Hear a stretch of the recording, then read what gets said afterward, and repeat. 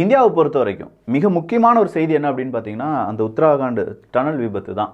அங்கே சுரங்க தொழிலாளர்கள் 41 பேர் அவங்களுடைய உயிரை கையில் பிடிச்சிட்டு காத்துட்ருக்காங்கப்பா அப்படின்னு சொல்கிறதும், 2 வாரங்களாக நம்மளுடைய அந்த மீட்பு நடவடிக்கை அப்படிங்கிறதுல பலவிதமான தொய்வுகள் ஏற்படுவதும், அதில் வெளிநாட்டு நிறுவனங்கள், வெளிநாட்டு உபகரணங்கள் இது எல்லாமே பயன்படுத்தப்பட்டு விட்டது, உள்நாட்டு உபகரணங்களும் பயன்படுத்தப்பட்டு விட்டது. ஆனால் அவங்க சிக்கியிருக்கக்கூடிய லொக்கேஷன், அந்த டனல் கொலாப்ஸ் ஆன அந்த ஒரு ரீஜன் அப்படிங்கிறது எல்லாமே பெரிய சிக்கலை ஏற்படுத்திட்டு இருக்கு. இன்னைக்கு மறுபடியும் ஒரு வெர்டிக்கல் ட்ரில்லிங் வழியாக அவங்கள காப்பாற்றி விடலாம் அப்படிங்கிற அடுத்த கட்ட நடவடிக்கைக்கு மீட்பு குழு தயாராக மாறி வருகிறது. அவங்களுக்காக அந்த 41 நபர்களுக்கும் தேவையான டெலிஃபோன்லேருந்து அவங்களுக்கான சாப்பாடு எல்லாமே கொடுத்துட்டு தான் இருக்காங்க. பட் டெலிஃபோன் கம்யூனிகேஷன்ஸுக்கான அடுத்தடுத்த டிவைசஸ் என்ன மாதிரியான நிலைமை அங்கே இருக்குது, இன்டர்னலாக அங்கே எப்படிலாம் சரிவுகள் வந்துட்டுருக்கு அப்படிங்கிறது எல்லாமே இவங்க ஸ்டடி பண்ணிட்டு இருக்காங்க. அதுக்கு தகுந்தது மாதிரியான ஒரு வெர்டிக்கல் ட்ரில்லிங்கை இன்றைக்கி செய்ய போகிறாங்களாம். ஆல்ரெடி அவங்க செஞ்சுட்டு இருந்த சில பல மீட்பு நடவடிக்கை திடீர்னு மறுபடியும் சின்ன சின்ன ஒரு பிரச்சனை காரணமாக முற்றிலுமாக தடைப்பட்டு விட்டது காரணமாகத்தான் வெர்டிக்கல் ட்ரில்லிங் அப்படிங்கிறத இப்போது எடுத்திருக்கிறார்கள். இதே மாதிரி இன்னும் பல செய்திகள் இருக்குது. நான் உங்கள் விக்கி, இது உங்கள் தமிழ் விதை. ஷார்ட்டாக கொஞ்சம் செய்திகள். முதல் செய்தி, முக்கியமான செய்தி நம்ம பார்த்துட்டோம். அடுத்த செய்தி என்ன அப்படின்னு பார்த்தீங்கன்னா, இஸ்ரேல் வர்சஸ் ஹமாஸ் அப்படிங்கிறது தான். உலகப்போருக்கு ஈக்குவலாக ரொம்ப பெரிய அளவில் எல்லாராலையும் பல நாடுகளாலையும் பயமுடன் பார்க்கப்பட்ட ஒரு போர் இஸ்ரேல் வர்சஸ் ஹமாஸ். ஏன்னா அரபுலகங்கள் ஒரு கட்டமாக கூடிவிடுமோ, மேற்குலகம் வேறொரு கட்டமாக வேறொரு கூட்டமாக கூடிவிடுமோ அப்படிங்கிற ஒரு பயம் இருந்தது.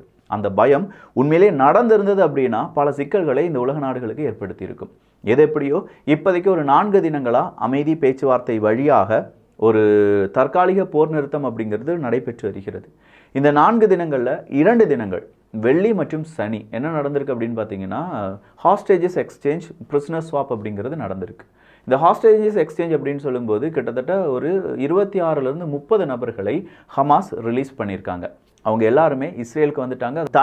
தாய்லாந்து நாட்டவர்கள் அவங்க நாட்டுக்கு போயிடுவாங்க அப்படிங்கிற ஒரு தகவல் வெளியாகி இருக்கிறது. இப்படி ஒரு 30 பேர் அப்படின்னா, இந்த பக்கம் மேற்கு கரை மற்றும் பாலஸ்தீனியர்கள் அப்படின்னு சொல்கிற ஒரு 78 நபர்களை ரிலீஸ் பண்ணியிருக்காங்க இஸ்ரேல். ஸோ 26 நபர்களுக்கு 78 நபர்களை ரிலீஸ் பண்ணியிருக்காங்க இஸ்ரேல் அப்படிங்கிறதும் ஒரு பெரிய பேசு பொருளாக மாறி இருக்கு. ஸோ இங்கே யார் ஜெயிச்சாங்க, யார் தோற்றார்கள் அப்படிங்கிறத விட இங்கே யாருக்கு கூடுதலான லாபம், யாருக்கு கூடுதலான நஷ்டம் அப்படிங்கிறத மட்டும்தான் பார்த்துட்டு இருக்காங்க. சரி, இப்போ இதோடி முடிஞ்சிருமா, இந்த ஹாஸ்டேஜஸ் ஸ்வாப் அப்படிங்கிறதெல்லாம் முடிஞ்சிருமா அப்படின்னு பார்த்தா கிடையாதான். இன்னும் அதற்கான பேச்சுவார்த்தை நடந்துட்டு இருக்கு. கத்தார் அரசாங்கம் சொல்லியிருக்காங்க, எகிப்து அரசாங்கம் சொல்லியிருக்காங்க. பேச்சுவார்த்தையில் நிறைய பாசிட்டிவான தாட்ஸ் அப்படிங்கிறது வருது. அதன் வழியாக இந்த தற்காலிக போர் நிறுத்தம் அப்படிங்கிறது இன்னும் நீளலாம். அந்த போர் நிறுத்தம் இன்னும் கொஞ்சம் நாட்களுக்கு அப்படியே நீண்டு வரலாம். ஒருவேளை அது முழு போர் நிறுத்தமாக கூட மாறலாம் அப்படின்னு சொல்லிட்டு இருக்காங்க எகிப்து அரசாங்கம். இன்னைக்கு சண்டே மறுபடியும் என்ன நடக்குதான், ஒரு ஹாஸ்டேஜஸ் எக்ஸ்சேஞ்ச் அப்படிங்கிறது நடைபெற வாய்ப்புகள் இருக்குன்னு சொல்லியிருக்காங்க. அது நடைபெற்றால் அடுத்த திருப்பமாக அதை நாம் பார்க்கலாம். ஸோ ஹாஸ்டேஜஸ் எக்ஸ்சேஞ்சஸ் மட்டும் கிடையாது, மேற்கு கரையில் இஸ்ரேல் என்ன செய்கிறாங்கன்னா அவங்களுடைய தாக்குதலை இன்றைக்கும் தொடர்ந்து இருக்காங்க. கிட்டத்தட்ட 6லேருந்து 7 நபர்கள் கொல்லப்பட்டு இருக்கலாம் அப்படிங்கிற ஒரு தகவல் வெளியாகி இருக்கிறது. 17 நபர்களை கைதும் பண்ணியிருக்காங்க இஸ்ரேல். ஒரு பக்கம் ஹாஸ்டேஜஸ் ரிலீஸ், இன்னொரு பக்கம் அங்கே மறுபடியும் பிரிசனர்ஸை இவங்க என்ன செஞ்சுட்டு இருக்காங்க, பிடிச்சிட்டு இருக்காங்க அப்படிங்கிற தகவலை நம்ம 2 முகமாக பார்க்கலாம். இஸ்ரேலினுடைய மிகப்பெரிய ஒரு ஸ்ட்ராட்டஜியாகவும் பார்க்கலாம். அடுத்ததா, ஒரு நாடு பல நாடுகளுக்கு அச்சுறுத்தலாக இருக்குது அப்படின்னு பார்த்தீங்கன்னா அது சீனா தான். சின்ன குழந்தைக்கும் தெரியும். அதுலேயும் குறிப்பாக எந்த ரீஜனில் இந்த பிரச்சனை இருக்குது அப்படின்னு பார்த்தீங்கன்னா தென் சீன கடலில். ஸோ தென் சீன கடலில் நீ பெரியவனா நான் பெரியவனா, நான் தான் ஹெட்டு, இந்த இடங்கள் எல்லாமே என்னுடையது, 9 லைன்ஸ் 7 லைன்ஸ் அப்படிங்கிறது எல்லாத்தையுமே தமிழ் பட்சத்தில் படிச்சிருக்கோம், பார்த்துருக்கோம். இதில் ஏதாவது கேள்விகள், டவுட் உங்களுக்கு இருந்துச்சுன்னா இப்போ 9 லைன்ஸ் இல்லாட்டி 7 லைன்ஸ் சவுத் சீனா தமிழ் பட்சம் அப்படின்னு சொல்லி யூடியூப்பில் நீங்கள் அடிச்சிங்களாலே நம்ம வீடியோ வந்துடும். ஸோ சவுத் சீனா தமிழ் பட்சம் அப்படின்னு சொல்லி அடிச்சு பாருங்கள், உங்களுக்கு தேவையான அந்த கண்டென்ட் எல்லாமே கிடைக்கும். ஆனால் இங்கே இருக்கக்கூடிய பிரச்சனை என்னென்னா, இந்த தென்சீன கடலில் யார் பெரியவங்க அப்படிங்கிறதை காண்பித்துக் கொள்வதற்கு சீனா தனி ஆளாகவும் இந்த பக்கமாக இருக்கக்கூடிய நாடுகள் கூட்டணியாகவும் இருக்க வேண்டிய கட்டாயத்துக்கு தள்ளப்பட்டு இருக்காங்க. அப்போ இந்த பக்கமாக இருக்கக்கூடிய நாடுகள் நீயும் நானும் உதவி செஞ்சு ஒன்றா இருந்துடலாண்டா, அந்த பக்கமாக சீனாவை எதிர்த்துடலாண்டா அப்படிங்கிற முடிவுக்கெலாம் வராங்க. அதில் குறிப்பாக பிலிப்பைன்ஸ் ஆஸ்திரேலியா 2 பேரும் ஒரு யூனியன் மாதிரி போட்டு ஒரு கூட்டத்தை போட்டு ஜாயிண்ட் சி மற்றும் ஏர் பேட்ரோல்ஸ் அப்படிங்கிறத ரெடி பண்ணியிருக்காங்க. ஸோ கடல் அந்த விமானத்திலிருந்து பேட்ரோலிங் அப்படிங்கிறத செய்ய போகிறாங்க. அப்படி செய்வது எல்லாமே தென்சீன கடலில் தான். இப்போ தென்சீன கடலில் பேட்ரோலிங் செய்வதற்கு பிலிப்பைன்ஸும் ஆஸ்திரேலியாவும் ஒன்றிணைந்திருக்கிறார்கள் அப்படிங்கிற தகவலே சீனாவுக்கு எதிரானதாக உங்களுக்கு தெரியலை. உங்களுக்கு தெரியணும்னா நான் மறுபடியும் கொஞ்சம் ரீகேப் பண்ணுறேன். ஆஸ்திரேலியா சீனா பெரிய சண்டை நடந்துச்சு. ஆஸ்திரேலியாவில் இருக்கக்கூடிய மாணவர்கள் சீனா மாணவர்களை சீனா அழைத்து கொண்டது, சீனாவில் படிக்கக்கூடிய ஆஸ்திரேலியா மாணவர்களை ஆஸ்திரேலியாவும் அழைத்து கொண்டார்கள். அதே மாதிரி ஆஸ்திரேலியாவுக்கு நிறைய இம்போர்ட் பண்ணிட்டு இருந்தாங்க சீனா, அவங்க எக்ஸ்போர்ட் பண்ணாங்க, ஆஸ்திரேலியா அதை இம்போர்ட் பண்ணிட்டு இருந்தாங்க, அலுமினியத்துலேருந்து காப்பர் வர அது எல்லாத்தையுமே நிப்பாட்டினாங்க சீனா.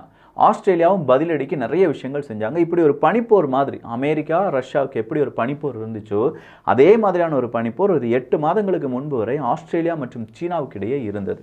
இந்த பனிப்போர் கொஞ்சம் கொஞ்சமாக சுமூக நிலையில் அடைந்துட்டு இருக்கும்போது தான் தென்சீன கடலை பிலிப்பைன்ஸுக்கு எதிராக சீனாவும் பல காய் நகர்த்தலை செஞ்சாங்க. பிலிப்பைன்ஸினுடைய கப்பல்களை வழிமுறைப்பது, அங்கே இருக்கக்கூடிய கப்பல் அந்த இடம் எங்களுடையது அப்படின்னு சொந்தம் கொண்டாடுறது, இப்படின்னு சொல்லி பல பிரச்சனைகள் ஈடுபட்டு இருக்கிறதுனால 2 பேருக்கும் பொதுவான ஒரு எதிரியாக சீனா மாறி நின்றது. அந்த நேரத்தில் தான் பிலிப்பைன்ஸும் ஆஸ்திரேலியாவும் இணைந்து நாம் என்ன செய்யலாம், இந்த மாதிரி ஏர் மற்றும் சி பேட்ரோலிங் அப்படிங்கிறத செய்யலாம் அப்படிங்கிற முடிவுக்கு வந்திருக்காங்க. அடுத்ததாக மியான்மரில் தான். அந்த மியான்மரில் இராணுவ ஆட்சி நடக்குது அப்படிங்கிறது தெரியுங்க. ஆனால் அதே மியான்மர் மற்றும் சீனாவினுடைய பார்டரில் ஒரு பெரிய கைகலப்பு எல்லாமே நடந்திருக்கு. அதனால் மியான்மரில் எப்போ வேணாலும் இந்த இராணுவ புரட்சிக்கு எதிரான ஒரு புரட்சி வந்துடலாம் அப்படின்னு சொல்லி ஒரு பதட்டம் இருக்கும்போது அது சீனாவுக்கும் ஒரு பதட்டமாக மாறுது. ஏன்னா மியான்மரில் பதட்டம்னா ஏன் சீனா பதறாங்க? மியான்மரில் இராணுவ ஆட்சி வர்றதுக்கு காரணமே சீனா தான். மியான்மரில் இராணுவ ஆட்சி மட்டும் வர்றது, அங்கே இருக்கக்கூடிய இராணுவத்துக்கு உதவிகள் செய்வது, அந்த உதவிகளுக்கு மிகப்பெரிய அளவில் பிளாக் மணியை கொடுத்தது அப்படின்னு சொல்லி சீனாவினுடைய ஒரு பெரும் அரசியல் அங்கே இருக்குது. அப்படிப்பட்ட சீனாவுக்கே இப்போ மியான்மரை கட்டுப்படுத்த முடியல அப்படிங்கிற ஒரு நிலைமை வரும்போது சீனா மியான்மர் பார்டரில் ஒரு கிளாஷஸ் அப்படிங்கிறது வருது. இந்த கிளாஷ் அவங்க நாட்டுக்குள்ளே வந்துடாமல் இருக்கிறதுக்கு சீனா என்ன செய்கிறாங்கன்னா எல்லையோரமாக மிலிட்ரி ட்ரில் அப்படிங்கிறத நடத்துகிறாங்க. அந்த மிலிட்ரி ட்ரில்லை பொறுத்த வரைக்கும் மியான்மரில் ஏற்படக்கூடிய பிரச்சனை நம்ம நாட்டுக்குள்ளே வந்துடக்கூடாது, எங்களுடைய இராணுவ வீரர்கள் தயாராக இருக்காங்க அப்படிங்கிறத மியான்மருக்கு சொல்லிக் கொடுக்கறதுக்கு தான். ஸோ இந்த மிலிட்ரி ட்ரில் அப்படிங்கிறதும் மியான்மரில் ஏற்பட்டிருக்கக்கூடிய இந்த பிரச்சனை அப்படிங்கிறதும் இன்னைக்கு பல ஊடகத்தில் வந்த செய்தி. சவுத் கொரியாவில் அமெரிக்காவினுடைய ஒரு லார்ஜஸ்ட் மிலிட்ரி ஃபெசிலிட்டி அப்படிங்கிறத பில்ட் பண்ணுறாங்க அமெரிக்கா. அப்படி ஒரு லார்ஜஸ்ட் மிலிட்ரி ஃபெசிலிட்டியை பில்ட் பண்ணது மட்டும் இல்லாமல் அதை கொஞ்சம் கொஞ்சமாக என்ஹான்ஸ் பண்ண ஆரம்பிக்கிறாங்க. இதனுடைய ஒரு சேட்டலைட் இமேஜஸ் இப்போ யாருக்கு கிடச்சிருக்கு அப்படின்னு கேட்டிங்கன்னா வட கொரியாவுக்கு கிடச்சிருக்கு.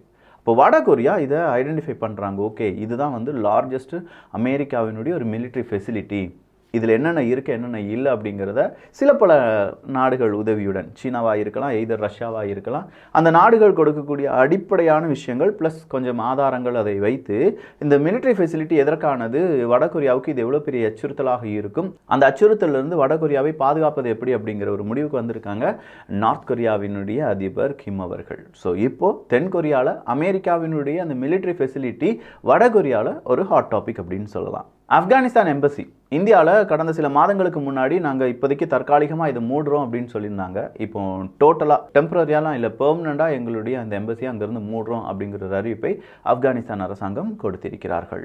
ஜார்ஜ் ஃப்ளாய்ட் யாருமே மறந்திருக்க மாட்டோம். ஜார்ஜ் ஃப்ளாய்ட் அவர்களுடைய கைது, அப்படி கைதின் போது அவர் இறந்தது, அதற்காக பிளாக் லைவ்ஸ் மேட்டர் அப்படிங்கிற ஒரு பெரிய ஆர்ப்பாட்டம் அமெரிக்கா முழுவதும் நடந்தது. ட்ரம்ப் அவர்களுக்கு எதிரான ஒரு ஆர்ப்பாட்டமாக அது மாறியது அப்படிங்கிறது எல்லாமே நமக்கு தெரிஞ்ச விஷயம்தான். அந்த ஜார்ஜ் ஃப்ளாய்ட் அவர்களை கொன்னது இந்த காவல்துறை அதிகாரிக்கு தான். ஒருத்தன் கழுத்தை பிடிச்சிருந்தான், ஒருத்தன் கையை பிடிச்சிட்டா அப்படின்னு சொல்லி 2 பேர் மேலே வழக்குகள் தொடரப்பட்டதும் அந்த 2 பேருக்கு சாதகமாக இருந்தார்கள் அப்படின்னு சொல்லி சில பல காவல்துறை அதிகாரிகள் மீது வழக்கு தொடர்ந்ததும் எல்லாமே நமக்கு தெரியும். அப்படி ஒரு காவல் அதிகாரி, அதாவது ஜார்ஜ் ஃப்ளாய்டை இவர் தான் கொன்னார் அப்படின்னு சொன்னவர் எங்கே இருக்கார்? இப்போ சிறைச்சாலையில் இருக்கார். சிறைச்சாலையில் ஜார்ஜ் ஃப்ளாய்டு அவர்களை எந்த அதிகாரி கொன்னாங்கன்னு சொன்னாங்களோ அவங்களுக்கு இன்றைக்கி ஒரு கத்தி குத்து நடந்ததாகவும், இது ஜார்ஜ் ஃப்ளாய்டு அவர்களுக்கு ஆதரவாக இருந்த நபர்கள் செய்ததாகவும் ஒரு பெரும் ஒரு பரபரப்பு அமெரிக்காவில் நடந்திருக்கு. சவுத் கொரியா, ஜப்பான், சீனா 3 நாடுகளும் ஒரு டிஸ்கஷனில் ஈடுபட போகிறாங்க. எப்படி நம்ம 3 நாட்டு உறவை மேம்படுத்துவது அப்படிங்கிறது. எண்ணெய் தண்ணீரில் கொட்டிருச்சு, எண்ணெய் தனியாக தண்ணீர் தனியாக எடுத்துடலாம். ஆனால் அந்த தண்ணீருக்குள்ளே கொஞ்சமாக உப்பு கரைஞ்சிருச்சுன்னா அதை வடிகட்டி தானே எடுக்க முடியும் அப்படிங்கிற லெவலில் இருக்குது இவங்களுடைய கூட்டணி. ஏன்னா ரொம்ப வடிகட்டுற அளவுக்கு இருக்குது. ஜப்பான் மற்றும் சீனா நண்பர்கள் கிடையாது, ஆனால் சீனா மற்றும் வடகொரியா மிகப்பெரிய நண்பர்கள். அதனால் சீனாவும் தென்கொரியாவும் நண்பர்களாக வாய்ப்புகள் கிடையாது. அப்போ இந்த 3 பேரும் சேர்ந்து ஒரு கூட்டணி அமைக்க போகிறாங்க அப்படின்னு சொல்கிறது ஒரு பக்கத்தில். 4வது பக்கத்தில் சவுத் கொரியாவை எச்சரித்த சீனா அப்படின்னு சொல்லி இன்னொரு செய்தி ஊடகத்தில் செய்தி வெளியாகி இருக்கிறது. என்னுடைய எக்கனாமியில் இல்லை எங்களுடைய இன்டர்னலாக நடக்கக்கூடிய ஒரு அரசியலாக இருக்கட்டும், இல்லாட்டி தொழில்நுட்ப புரட்சியாக இருக்கட்டும், அதில் தென்கொரியா நேரடியாக ஈடுபட வேண்டாம் அப்படின்னு சொல்லியிருக்காங்க. ஒரு பக்கமாக கூட்டணி, இன்னொரு பக்கமாக எச்சரிக்கை. சீனா சூப்பராக செஞ்சிட்ருக்க சீனா அப்படிங்கிற மாதிரி இருக்குது. அதே சீனாவில் மறுபடியும் ஏதோ ஒரு அபாய மர்ம நோய் பரவி வருகிறதாம். அதுவும் ரெசிபிரேட்டரி இல்னஸ் அப்படின்னு தான் சொல்கிறாங்க. பேத்தஜன்ஸ் எதுவும் இல்லை அப்படின்னு சொல்லி சீனா சொன்னாலும் நம்ப முடியல மக்கா, நீ என்ன வேணாலும் செய்வ அப்படிங்கிற மாதிரி வேர்ல்டு உங்களுக்காக காத்திருக்கிறது சீனா. ஆனால் அந்த நோய்க்காக இப்போ நிறைய மருத்துவமனைகளை ஆரம்பிச்சுட்டு இருக்காங்க, டெம்பரரியான மருத்துவமனைகளை உருவாக்கிட்டு இருக்காங்க. இதெல்லாம் பார்க்கும்போது 2019 20 கண்ணுக்கு முன்னாடி வந்து போகுதில்ல கொரோனான்னு பார்க்கலாம். வேறு ஏதாவது செய்திகள் வந்து அது தமிழ் பட்சத்தில் பகிரப்படும். யூரோவிஷன் சாங் கான்டெஸ்ட் அப்படிங்கிற ஒரு கான்டெஸ்ட் நடைபெறுகிறது. அந்த கான்டெஸ்ட்டில் வின் பண்ணுறாங்க உக்ரைனுடைய ஒரு பாடகி. அந்த பாடகியை வாண்டட் லிஸ்ட்டில் சேர்த்துருக்காங்க ரஷ்யா. எதுக்காக அப்படின்னா ரஷ்யா உக்ரைன் போரை மையப்படுத்தி ரஷ்யாவுக்கு எதிராகவும் அவங்க பாடினாங்க, ரஷ்யாவுக்கு எதிராக அவங்க நிறைய பேரை தூண்டி விடுறாங்க என்பது தான் இவர் மீது ரஷ்யா போட்டிருக்கும் வழக்கு. ரஷ்யா ஃபின்லாண்டு பார்டர் வழியாக நிறைய மைக்ரண்ட்ஸை எங்கள் நாட்டுக்குள்ளே அனுப்பி வைக்கிறாங்கப்பா, எல்லாருமே மிடில் ஈஸ்ட் மைக்ரண்ட்ஸ் அப்படின்னு சொல்லியிருக்காங்க. இதனால தான் ஃபின்லாண்டு ரஷ்யா இடையே அந்த எல்லை அப்படிங்கிறது மூடப்பட்டிருக்கிறது. காசா, இஸ்ரேல் காசா கொஞ்சமாக அந்த ஹமாஸ் வழியாக ஒரு தற்காலிக போர் நிறுத்தம் நடைபெறுகிறது அல்லவா, அதன் காரணமாக ஹமாஸ் கோரிக்கையின்படி 200 எய்டு ட்ரக் அப்படிங்கிறது காசா பகுதிக்குள் நுழைந்திருப்பதாகவும் சீக்கிரமாக இதே மாதிரியான உதவிகள் இன்னும் பல கிடைக்க வாய்ப்புகள் இருக்குது அப்படிங்கிற ஒரு செய்தியும் வெளியாகி இருக்கிறது. இன்னும் நிறைய செய்திகள் இருக்குது. ஸோ இந்த செய்திகள் எப்படி இருந்துச்சு அப்படிங்கிற உங்களுடைய கருத்துக்கள் இங்கே வரவேற்கப்படுகின்றன. எல்லோரும் தமிழ் விதையில் இணைந்திருங்கள். என்னப்பா 2 நாள் வீடியோ போடுற, ஒரு நாள் வீடியோ போட மாட்டேங்க அப்படின்னு கேட்குறதெல்லாம் எனக்கு கேட்குது. 1ஆம் தேதி இல்லாட்டி 2ஆம் தேதி வரை அப்படி தான் இருக்கும். கொஞ்சம் வீட்டில் ஒரு விசேஷம்ங்க, தம்பி கல்யாணம், அவங்களுக்கு ரிசப்ஷன் அப்படிலாம் இருக்குது, அதனால தான். ஸோ அதன் பிறகு 2ஆம் தேதியிலிருந்து ஃபுல் ஃப்ளட்ஜாக தமிழ் பட்சம், தமிழ் விதை, வியூகம், அரசியல் சதுரங்கம் எல்லாத்துலேயும் ஒரு ஆட்டம் ஆடிவிடலாம்.